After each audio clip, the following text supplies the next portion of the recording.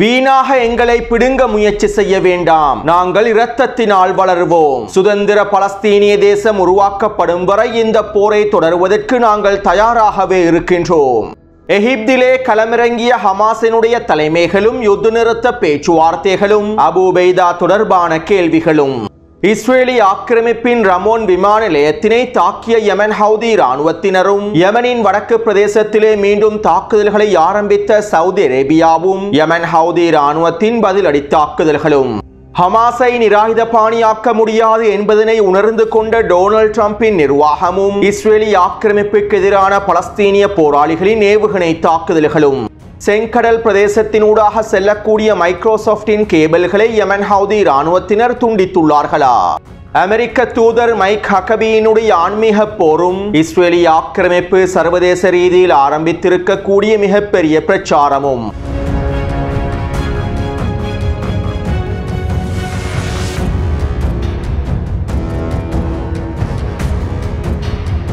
Israel Palestine மோதல் என்பது ஒரு ஆன்மீக போராட்டமாகும். இஸ்ரேலுக்கும் பலஸ்தீனுக்கும் இடையிலான போரானது சுவர்க்கத்திற்கும் நரகத்திற்கும் இடையிலான போராகும். இந்த போரானது நன்மை மற்றும் தீமைகளுக்கு எதிரான போராகும். இந்த உலகிலே இருக்கக்கூடிய தீமைகளை முழுமையாக முடிவுக்கு கொண்டு வருவதற்காகவே இஸ்ரேல் இந்த போரை மேற்கொள்கின்றது. அமெரிக்கா இஸ்ரேலுக்கு வழங்கக்கூடிய ஆதரவு இஸ்ரேலிய அரசாங்கத்திற்கு வழங்கக்கூடிய ஆதரவல்ல. இது ஆபிரஹாமின் கடவுளுக்கு வழங்கக்கூடிய ஆதரவாகும். ஆபிரஹாம், ஐசக் மற்றும் ஜேக்கோபை அமெரிக்கா ஆதரிக்கின்றது. அவர்களுடைய கொள்கைகளை அமெரிக்கா ஆதரிக்கின்றது. சட்ட, மொழி மற்றும் மேற்கத்திய நாகரிகத்தினுடைய அடித்தளத்தையே அமெரிக்கா ஆதரிக்கின்றது. இஸ்ரேல் யூதர்களுக்காக மாத்திரம் இந்த போரை மேற்கொள்ளவில்லை. ஒட்டுமொத்த மேற்குலகையும் பாதுகாப்பதற்காகவே இஸ்ரேல் இந்த போரை மேற்கொள்கின்றது. இதனாலேயே அமெரிக்கா யூத கடவுள் கொள்கையை ஆதரிக்கின்றது. இந்த ஆன்மீக போரில் இஸ்ரேல் வெற்றி பெறுவதற்காக அமெரிக்கா எல்லா விதமான உதவிகளையும் முழுமையாக வழங்கும். மேலும் நிச்சயமாக இந்த ஆன்மீக போரில் இஸ்ரேலிய சத்தியமே வெற்றி பெறும் என அமெரிக்க தூதர் மைக் ஹக்கபி தெரிவித்துள்ளார். அடுத்து இஸ்ரேலி ஆக்கிரமிப்பின் வெளியுறவுத்துறை அமைச்சகத்திற்கு கீழால் விசேட பிரிவொன்று அமைக்கப்பட்டுள்ளது. சர்வதேச ரீதியில் இஸ்ரேலி ஆக்கிரமிப்பு மிகப்பெரிய தோல்வியை சந்தித்துள்ளது. சர்வதேச ரீதியில் இஸ்ரேலி ஆக்கிரமிப்பின் மதிப்பும் ஆதிக்கமும் முழுமையாக குழி தோண்டி புதைக்கப்பட்டு விட்டன. மேலும் இஸ்ரேலி ஆக்கிரமிப்புக்கு எதிரான பிரச்சாரங்கள் சர்வதேச ரீதியில் வலுவடைந்துள்ளன. இஸ்ரேலி ஆக்கிரமிப்பின் இனப்படுகொலைகளும் கொடூரங்களும் சர்வதேச ரீதியில் உறுதிப்படுத்தப்பட்டுள்ளன. இதனால் இஸ்ரேலி ஆக்கிரமிப்புக்கு எதிரான சர்வதேச அழுத்தங்களும் உச்சக்கட்டத்தை அடைந்துள்ளன. சுருக்கமாக குறிப்பிடுவதாக இருந்தால் ஒட்டுமொத்த சர்வதேசமும் இஸ்ரேலி ஆக்கிரமிப்பை வெறுக்கின்றார்கள். இஸ்ரேலி ஆக்கிரமிப்பை கேவலமாகவும் இழிவாகவும் பார்க்கின்றார்கள். இஸ்ரேலி ஆக்கிரமிப்பை தனிமைப்படுத்தியுள்ளார்கள். மேலும் இஸ்ரேலி ஆக்கிரமிப்பு சர்வதேசத்திற்கு மத்தியில் அதனுடைய அனைத்து மதிப்புகளையும் இழந்துவிட்டது. எனவே இப்படியான நிலைமையில் சர்வதேச ரீதியில் இஸ்ரேலி ஆக்கிரமிப்பின் மதிப்பை மீட்டெடுப்பதற்காகவும் இஸ்ரேலி ஆக்கிரமிப்பின் கதைகளையும் நிலைப்பாடுகளையும் பிரச்சாரம் செய்வதற்காகவும் இஸ்ரேலி ஆக்கிரமிப்பு செய்வதே சரி என்கின்ற நிலைப்பாட்டை ஒட்டுமொத்த சர்வதேசத்திலும் ஏற்படுத்துவதற்காகவும் இஸ்ரேலி ஆக்கிரமிப்பின் இனப்படுகொலை தாக்குதல்களையும் கொடூரங்களையும் நியாயப்படுத்துவதற்காகவும் இஸ்ரேலி ஆக்கிரமிப்பு வெளியுறவுத்துறை அமைச்சகத்திற்கு கீழால் புதிய பிரிவொன்றையும் மிகப்பெரிய பிரச்சாரத்தையும் ஆரம்பித்துள்ளது. இதற்கமைவாக ஒவ்வொரு நாடுகளிலும் இருக்கக்கூடிய ஊடகவியலாளர்கள், சமூக ஊடக ஆர்வலர்கள், செய்தி நிறுவனங்களினுடைய தலைவர்கள், மக்கள் மத்தியில் தூண்டுதல்களை ஏற்படுத்தக்கூடிய மிக முக்கியமான புள்ளிகள் மற்றும் கலை இயக்குநர்களை ஒன்றிணைத்து அவர்களுக்கான பயிற்சிகளையும் வேலை திட்டங்களையும் மேற்கொள்ள ஆரம்பித்துள்ளது. இதற்கமைவாக இஸ்ரேலி ஆக்கிரமிப்பின் வெளியுறவுத்துறை அமைச்சகம் ஒவ்வொரு நாட்டின் வெளியுறவுத்துறை அமைச்சகத்தோடும் ஒன்றிணைந்து இந்த வேலை திட்டங்களை ஆரம்பித்துள்ளது. மேலும் இதற்காக இஸ்ரேலி ஆக்கிரமிப்பு அரசாங்கம் பல மில்லியன் டாலர்களையும் பில்லியன் டாலர்களையும் முதலீடு செய்துள்ளது.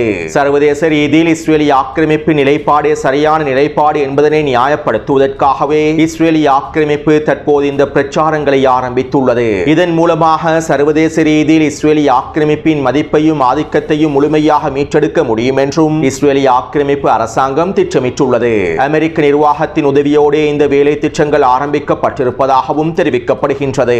அது மட்டுமல்லாமல் சமூக ஊடக வலைத்தளங்களின் அல்கோரிதம்களை மாற்றி அமைக்க வேண்டும் என்றும் இஸ்ரேலுக்கு எதிரான பிரச்சாரங்களை முடக்கக்கூடிய அல்கரிதம்களை களமிறக்க வேண்டும் என்றும் நெட்டன்யாஹூ சமூக ஊடக வலைத்தளங்களிடம் கோரிக்கைகளை முன்வைத்துள்ளார். மேலும் இதற்காக பல மில்லியன் டாலர்களையும் நெட்டன்யாஹூ முதலீடு செய்திருப்பதாகவும் தெரிவிக்கப்படுகின்றது. அடுத்து மைக்ரோசாஃப்ட் நிறுவனத்திற்கும் இஸ்ரேல் ஆக்கிரமிப்பு இராணுவத்தின் இனப்படுகொலைகளுக்கும் இடையில் நெருங்கிய தொடர்புகள் இருப்பதாக சர்வதேச ஊடகங்களும் பல ஆதாரங்களை வெளியிட்டு செய்திகளை குறிப்பிட்டிருந்தன. காசாவிலே பலஸ்தீனிய மக்கள் இனப்படுகொலை செய்யப்படுவதற்கு மைக்ரோசாஃப்ட் நிறுவனத்தின் AI தொழில்நுட்ப கருவிகள் முழுமையான ஆதரவை வழங்கி வருவதாகவும் சர்வதேச ஊடகங்கள் குறிப்பிட்டிருந்தன. மேலும் மைக்ரோசாஃப்ட் நிறுவனத்தினுடைய அசூர் கிளவுட் சேவைகள் அமெரிக்க மற்றும் இஸ்ரேல் ஆக்கிரமிப்பு இராணுவத்தின் மிக முக்கியமான சேவைகளை வழிநடத்துகின்றது. Cloud computing, data management, artificial intelligence மற்றும் இராணுவ தந்திரோபாயமான செயற்பாடுகளில் மைக்ரோசாஃப்டின் அசூர் கிளவுட் சேவைகள் மிக முக்கியமான இடத்தை பிடித்திருப்பதாகவும் தெரிவிக்கப்படுகின்றது. இப்படியான நிலைமையில் தற்போது செங்கடல் பிரதேசத்தினூடாக செல்லக்கூடிய மைக்ரோசாஃப்ட் நிறுவனத்தின் மிக முக்கியமான இணையதள கேபிள்கள் துண்டிக்கப்பட்டிருப்பதாகவும் மைக்ரோசாஃப்ட் நிறுவனம் உறுதிப்படுத்தியுள்ளது. இராணுவ தந்திரோபாய மூலோபாய வேலை திட்டங்களுக்கு பயன்படுத்தக்கூடிய அசூர் கிளவுட் சேவையினுடைய கேபிள்களே செங்கடல் பிரதேசத்தில் துண்டிக்கப்பட்டிருப்பதாக தெரிவிக்கப்படுகின்றது. மேலும் யமன் ஹவுதி இராணுவத்தினுடைய செயற்பாடுகள் மூலமாகவே இந்த கேபிள்கள் துண்டிக்கப்பட்டிருக்கலாம் என்றும் அல்லது யமன் ஹவுதி இராணுவத்தினர் திட்டமிட்டு இந்த கேபிள்களை துண்டித்திருக்கலாம் என்றும் தெரிவிக்கப்படுகின்றது. இருப்பினும் இவை தொடர்பாக யமன் ஹவுதி இராணுவத்தினர் எந்தவிதமான தகவல்களையும் அறிக்கைகளையும் வெளியிடவில்லை. மேலும் குறித்த கேபிள்கள் துண்டிக்கப்பட்டிருப்பது தொடர்பான விசாரணைகள் ஆரம்பிக்கப்பட்டிருப்பதாகவும் இந்த விசாரணைகளின் முடிவிலேயே உறுதிப்படுத்தப்பட்ட தகவல்களை வெளிப்படுத்த முடியும் என்றும் தெரிவிக்கப்படுகின்றது. அடுத்து இன்று மாலை யமன் ஹவுதி இராணுவத்தினர் இஸ்ரேலி ஆக்கிரமிப்பின் டெல் அவீவ் பிரதேசத்தினை இலக்கு வைத்தும் தெற்கு பிரதேசமான ஈலாட் பிரதேசத்தினை இலக்கு வைத்தும் 3 ட்ரோன் தாக்குதல்களை மேற்கொண்டிருந்தார்கள். இருப்பினும் சவுதி அரேபியாவினுடைய வான் பாதுகாப்பு படையினரும் ஜோர்டானிய வான் பாதுகாப்பு படையினரும் ஒன்றிணைந்து யமன் ஹவுதி இராணுவத்தின் இந்த 3 ட்ரோன்களையும் சுட்டு வீழ்த்தியுள்ளார்கள். இதைத் தொடர்ந்து யமன் ஹவுதி இராணுவத்தினர் இன்னும் 2 ட்ரோன் தாக்குதல்களை மேற்கொண்டிருந்தார்கள். மேலும் இந்த ட்ரோன்களை இஸ்ரேலி ஆக்கிரமிப்பு இராணுவத்தினாலும் சுட்டு வீழ்த்த முடியவில்லை. இதனால் குறித்த ட்ரோன்கள் இஸ்ரேலி ஆக்கிரமிப்பின் தெற்கு பிரதேசத்திலே இருக்கக்கூடிய ரமோன் விமான நிலையத்தில் வீழ்ந்து தாக்கத்தினையும் வெடிப்புகளையும் ஏற்படுத்தியுள்ளது. குறித்த விமான நிலையத்தில் பயணிகள் தங்கக்கூடிய அறையிலேயே இந்த ட்ரோன் வீழ்ந்து தாக்கத்தினை ஏற்படுத்தி இருப்பதாகவும் 6க்கும் அதிகமான நிலத்திடர்கள் படுகாயமடைந்திருப்பதாகவும் இவர்களில் 2 பேருடைய நிலைமையானது கவலைக்கிடமாக இருப்பதாகவும் தெரிவிக்கப்படுகின்றது. மேலும் யமன் ஹவுதி இராணுவத்தின் இந்த ட்ரோன்களை ஏன் தடுத்து நிறுத்த முடியவில்லை என்கின்ற விசாரணைகளையும் இஸ்ரேலி ஆக்கிரமிப்பு இராணுவம் ஆரம்பித்திருப்பதாகவும் தெரிவிக்கப்படுகின்றது. நேற்றிரவு யமனினுடைய வடக்கு பிரதேசமான ரஸா மற்றும் உமர் பிரதேசங்களிலே சவுதி அரேபியாவினுடைய படைகள் பீரங்கி தாக்குதல்களையும் ஏவுகணை தாக்குதல்களையும் மேற்கொண்டுள்ளார்கள். யமன் ஹவுதி இராணுவத்தின் கட்டளை தளங்களை இலக்கு வைத்து இந்த தாக்குதல்கள் மேற்கொள்ளப்பட்டிருப்பதாகவும் தெரிவிக்கப்படுகின்றது. இதைத் தொடர்ந்து யமன் ஹவுதி இராணுவத்தினர் சவுதி அரேபியாவின் எல்லை பிரதேசத்தினை இலக்கு வைத்து பீரங்கி தாக்குதல்களையும் தொடர்ச்சியான மோட்டார் குண்டு தாக்குதல்களையும் மேற்கொண்டுள்ளார்கள். இவ்வாறு தான் கடந்த மாதமும் சவுதி அரேபியாவினுடைய படைகள் யமனின் வடக்கு பிரதேச எல்லையில் தாக்குதல்களை ஆரம்பித்திருந்தார்கள். தற்போது யமன் ஹவுதி இராணுவத்தின் பிரதமரையும் ஏனைய அமைச்சர்களையும் இஸ்ரேலி ஆக்கிரமிப்பு படுகொலை செய்ததை தொடர்ந்து சவுதி அரேபியாவினுடைய படைகள் யமனினுடைய வடக்கு பிரதேசத்தில் மீண்டும் தாக்குதல்களை ஆரம்பித்துள்ளார்கள்.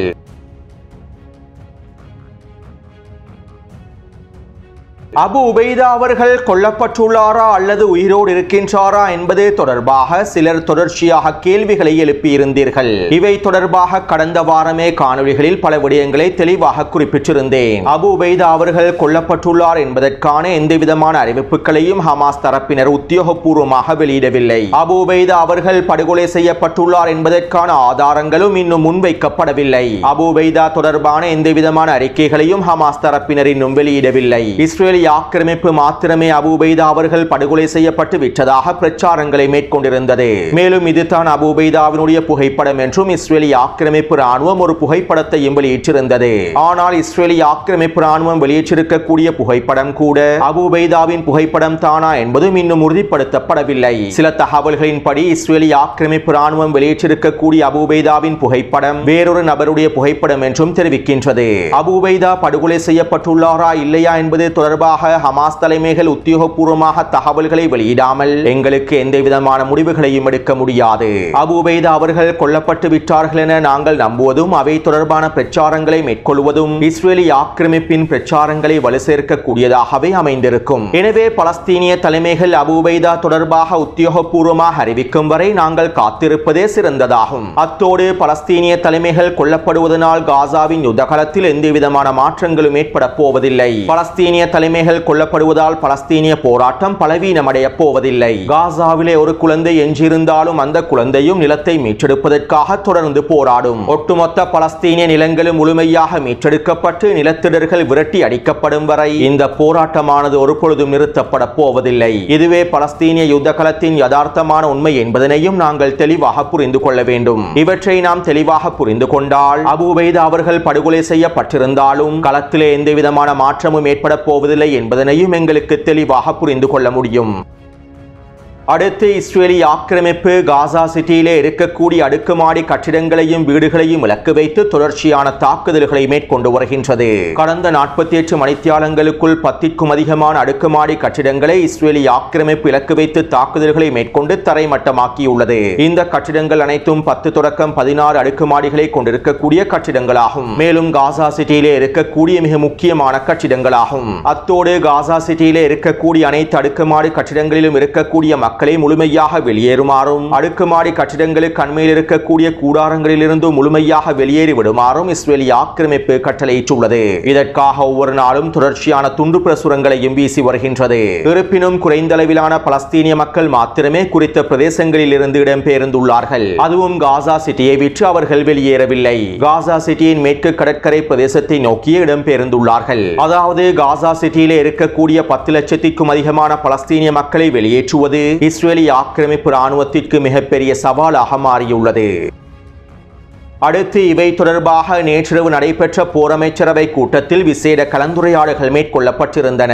இதன்போது இஸ்ரேலிய ஆக்கிரமிப்பின் இராணுவ தலைமை அதிகாரி எல் ஜமீர் இவ்வாறு தெரிவித்துள்ளார். தற்போதைய நிலைமைகளில் காசா சிட்டி பிரதேசத்தினை ஒரே தடவையில் முழுமையாக கைப்பற்றிவிட முடியாது. எங்களுடைய இராணுவத்திற்கு இடையிடையே ஓய்வுகளை வழங்கி மெதுவாகத்தான் காசா சிட்டி பிரதேசத்தினை முழுமையாக கைப்பற்ற வேண்டும். மேலும் இந்த திட்டத்திற்கமைவாக காசா சிட்டியை முழுமையாக கைப்பற்றுவதற்கு இன்னும் 14 தொடக்கம் 16 மாதங்கள் தேவைப்படலாம். அதாவது காசா சிட்டியை கைப்பற்றக்கூடிய இராணுவ நடவடிக்கைகள் 2026ஆம் ஆண்டு டிசம்பர் மாதம் வரை நீடிக்கலாம். அல்லது இந்த கால அளவானது பல மாதங்களினால் மேலும் அதிகரிக்கலாம் என்றும் இஸ்ரேலிய ஆக்கிரமிப்பினுடைய இராணுவ தலைமை அதிகாரி எல் ஜமீர் தெரிவித்துள்ளார். அத்தோடு காசா சிட்டியை கைப்பற்றுவதற்கான தாக்குதல்களை ஆரம்பிப்பதற்கு முன்பு ஒரு பகுதி ஒப்பந்தத்தினை மேற்கொண்டு இராணுவ சிப்பாய்களுக்கு ஓய்வினை வழங்கி அதற்கு பிறகு காசா சிட்டியை கைப்பற்றுவதற்கான தாக்குதல்களை ஆரம்பிப்பது இஸ்ரேலிய இராணுவத்திற்கு பல நன்மைகளை பயப்பிக்கும் என இராணுவ தளபதிகளும் கருத்துக்களை வெளியிட்டுள்ளார்கள். இருப்பினும் ஒரு பகுதி ஒப்பந்தம் மேற்கொள்ளப்படுவதனை ஸ்மோட்ரிச்சும் பென்கோவிரும் முழுமையாக எதிர்த்து வருகின்றார்கள்.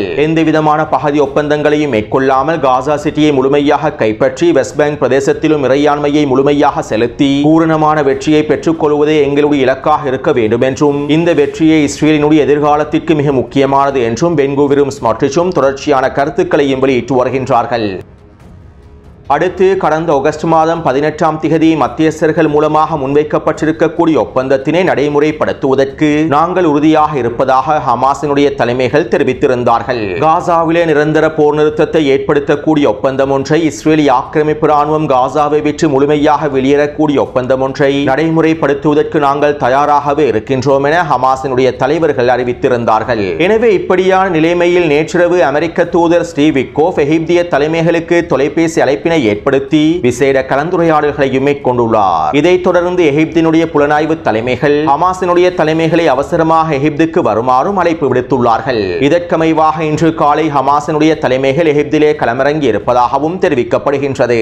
அத்தோடு ஹமாஸ் ஒப்புக்கொண்டிருக்கக்கூடிய ஒப்பந்தத்தினை நடைமுறைப்படுத்தாமல் இன்னும் ஒரு புதிய ஒப்பந்தத்தினை முன்வைப்பதற்கும் அந்த ஒப்பந்தத்திற்கமைவாக யுத்த நிறுத்தத்தினை ஏற்படுத்துவதற்குமே அமெரிக்க தூதர் ஸ்டீவ் விட்கோஃப் விரும்புவதாகவும் இவை தொடர்பான கலந்துரையாடல்களை மேற்கொள்வதற்காகவே எகிப்தினுடைய புலனாய்வு துறையினர் ஹமாஸினுடைய தலைமைகளை அழைத்திருப்பதாகவும் எகிப்திய ஆதாரங்கள் செய்திகளை வெளியிட்டுள்ளன. அதே நேரம் அமெரிக்க தூதர் ஸ்டீவ் விட்கோஃப் ஒரே தடவையில் அனைத்து பணைய கைதிகளையும் விடுதலை செய்யக்கூடிய ஒப்பந்தத்தையே முன்வைக்கப் போவதாகவும் இவ்வாறு ஒரே தடவையில் அனைத்து பணைய கைதிகளையும் விடுதலை செய்ததற்கு பின்பு நிரந்தர யுத்த நிறுத்தத்தினை ஏற்படுத்துவதற்கான முயற்சிகள் மேற்கொள்ளப்படும் என்றும் இதற்கான ஒரு புதிய ஒப்பந்தத்தையே முன்வைக்கப் போவதாகவும் இந்த ஒப்பந்தத்திற்கு ஹமாஸினுடைய சம்மதத்தை பெற்றுக் கொள்வதற்காகவே அடுத்த கட்ட பேச்சுவார்த்தைகள் ஆரம்பிக்கப்பட்டிருப்பதாகவும் அமெரிக்காவின் எக்ஸியோஸ் ஊடகமானது செய்திகளை வெளியிட்டுள்ளது.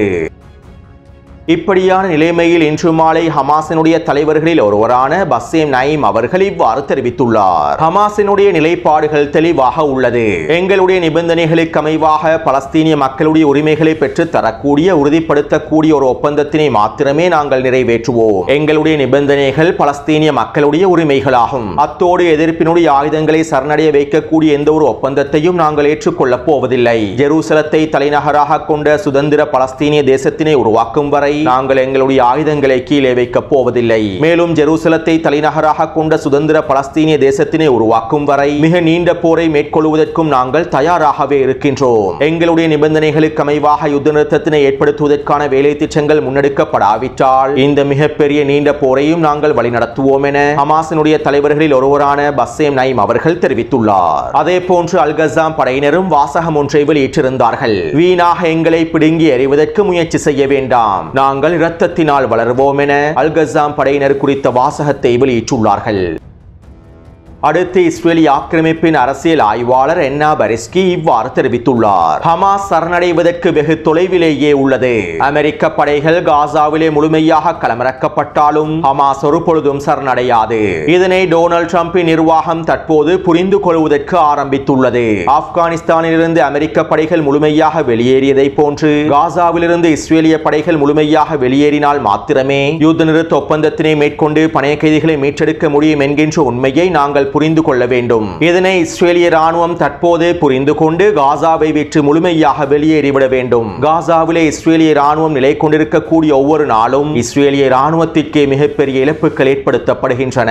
இந்த உண்மையை நெட்டன்யாகுவும் அவருடைய அரசாங்கமும் முழுமையாக ஏற்றுக்கொள்ள வேண்டும். அவ்வாறு ஏற்றுக்கொண்டால் மாத்திரமே எங்களுடைய பணைய கைதிகளை முழுமையாக மீட்டெடுக்க முடியும். மேலும் காசாவிலே நிலைத்திருப்பதன் மூலமாக இஸ்ரேலிய ராணுவம் முழுமையாக சிதைக்கப்பட்டுவிடும். இதனால் இஸ்ரேலின் எதிர்காலத்தை நாங்கள் தற்போதே பாதுகாத்துக் கொள்ள வேண்டுமாக இருந்தால் காசாவை விட்டு இஸ்ரேலிய ராணுவம் முழுமையாக வெளியேறிவிட வேண்டும். இதனை அமெரிக்கா புரிந்து கொண்டதன் விளைவாகவே ஆப்கானிஸ்தானிலிருந்து முழுமையாக வெளியேறியது என அரசியல் ஆய்வாளர் அன்னே பெரஸ்கி தெரிவித்துள்ளார். அடுத்து இன்று காலை அல்-குதுஸ் படையினர் இஸ்ரேலிய ஆக்கிரமிப்பின் நெவாட்டிம் பிரதேசத்தினை இலக்கு வைத்து 4 ஏவுகணை தாக்குதல்களை மேற்கொண்டிருந்தார்கள். இந்த ஏவுகணைகளில் 2 ஏவுகணைகளை சுட்டு வீழ்த்தி இருப்பதாகவும் இன்னும் 2 ஏவுகணைகள் நெவாட்டிம் பிரதேசத்திலே வீழ்ந்து தாக்கத்தினை ஏற்படுத்தி இருப்பதாகவும் தெரிவிக்கப்படுகின்றது.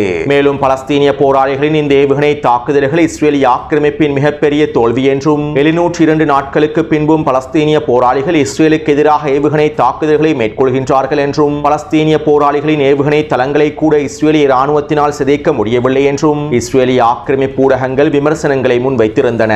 ஆனால் 3 மாதங்களுக்கு முன்பே நாங்கள் பலஸ்தீனிய போராளிகளின் அனைத்து ஏவுகணை தளங்களையும் முழுமையாக அழித்துவிட்டோம் என இஸ்ரேலிய ஆக்கிரமிப்பு ராணுவம் செய்திகளையும் வெளியிட்டிருந்தது. அத்தோடு அல்-கஸாம் படையினரும் அல்-குதுஸ் படையினரும் ஒன்றிணைந்து வடக்கு காசாவிலே நிலை கொண்டிருக்கக்கூடிய ஆக்கிரமிப்பு படைகளை சுற்றி வளைத்து தொடர்ச்சியான மோட்டார் குண்டு தாக்குதல்களை மேற்கொண்டு வருகின்றார்கள். ஜைத்தூன் மற்றும் ஜபலியா கிழக்கு பிரதேசங்களிலேயே இந்த தொடர்ச்சியான மோட்டார் குண்டு தாக்குதல்கள் மேற்கொள்ளப்பட்டு வருவதாகவும் தெரிவிக்கப்படுகின்றது. எனவே இந்த காணொளி தொடர்பான கருத்துக்களை பதிவிடுங்கள். தொடர்ந்தும் என்னுடன் இணைந்திருங்கள். நன்றி, வணக்கம்.